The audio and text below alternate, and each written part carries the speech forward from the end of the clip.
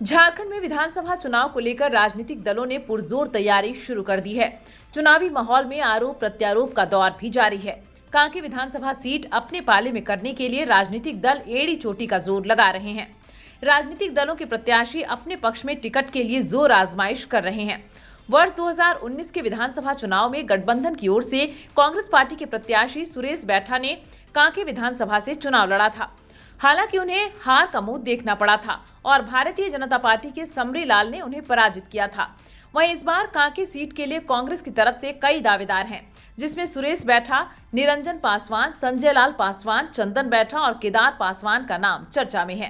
कांग्रेस नेताओं का भी मानना है कि सुरेश बैठा की लगातार 3 विधानसभा चुनाव में हार हो चुकी है, इसलिए इस बार चेहरा बदला जाना चाहिए। वर्ष 2019 में बीजेपी ने अनुसूचित जाति के लिए सुरक्षित कांके विधानसभा सीट से समरी लाल को उम्मीदवार बनाया और उन्होंने जीत भी हासिल की, लेकिन बाद में उनकी जाति से संबंधित मामला कोर्ट में जा पहुंचा। ऐसे में कुछ बीजेपी नेताओं का मानना है कि कांके जैसे शहरी क्षेत्र में उम्मीदवार चयन के मामले में पूरी सतर्कता बरतनी चाहिए, ताकि बाद में परेशानियों का सामना नहीं करना पड़े। भाजपा की ओर से इस सीट के लिए जीतू चरण राम, देवेंद्र स्वामी, अर्जुन राम एल, कमलेश राम, संदीप कुमार और चितरंजन कुमार समेत अन्य जोर लगा रहे हैं।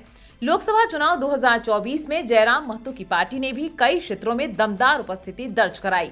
इस बार के विधानसभा चुनाव में जयराम महतो की पार्टी झारखंड लोकतांत्रिक क्रांतिकारी मोर्चा को चुनाव आयोग से मान्यता मिल चुकी है।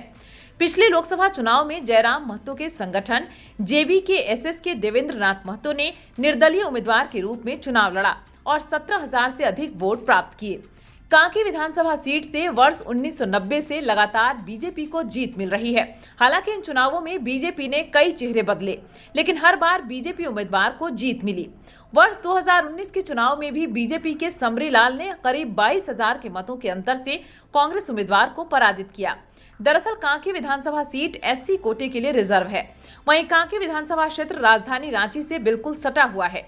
इसका गठन 1967 में हुआ था।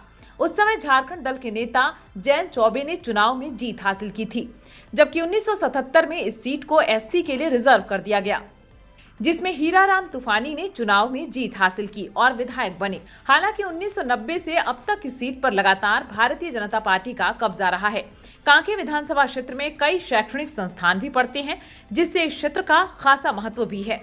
बिरसा कृषि विश्वविद्यालय, law university, BIT Mesra, RINPAS जैसे शैक्षणिक संस्थान हैं। कांके विधानसभा क्षेत्र यूं तो राजधानी रांची से सटा हुआ है, लेकिन राजधानी की तरह कांके विकास कार्यों से काफी दूर है। कांके विधानसभा क्षेत्र में समस्याओं का अंबार लगा हुआ है। बुनियादी सुविधाएं भी अब तक बहाल नहीं हो पाई है, जिससे आम लोगों में खासा रोष भी है। और यही वजह है कि पूर्व की भारतीय जनता पार्टी की सरकार के दौरान मुख्यमंत्री को उस क्षेत्र में आम जनता का विरोध भी झेलना पड़ा था। यहां से 4 बार रामचंद्र बैठा विधायक चुने गए हैं, जबकि भारतीय जनसंघ पार्टी के टिकट पर 2 बार रामटहल चौधरी भी चुनाव जीत चुके हैं। 2 बार कांग्रेस के रामरतन राम और हरि राम को जीत मिली, जबकि एक बार बीजेपी के रामचंद्र नायक और जीतू चरण राम विजयी रहे। पेयजल की समस्या, सड़क, नाली जैसी बुनियादी सुविधाओं के अभाव की वजह से लोगों में हमेशा नाराजगी देखी जाती रही है।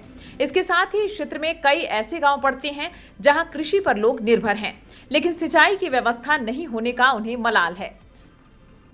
आज भी किसान बारिश पर ही निर्भर रहते हैं। इस इलाके में पड़ने वाले पिठौरिया सब्जियों के लिए विख्यात है, लेकिन यहाँ के लोगों की उपजाई सब्जियों को रखने के लिए कोल्ड स्टोरेज तक की सुविधा नहीं मिल पाई है। पेयजल के लिए नदी पर भी लोगों को आश्रित रहना पड़ता है। वहीं सड़क की बात करें तो सड़क की स्थिति जर्जर है।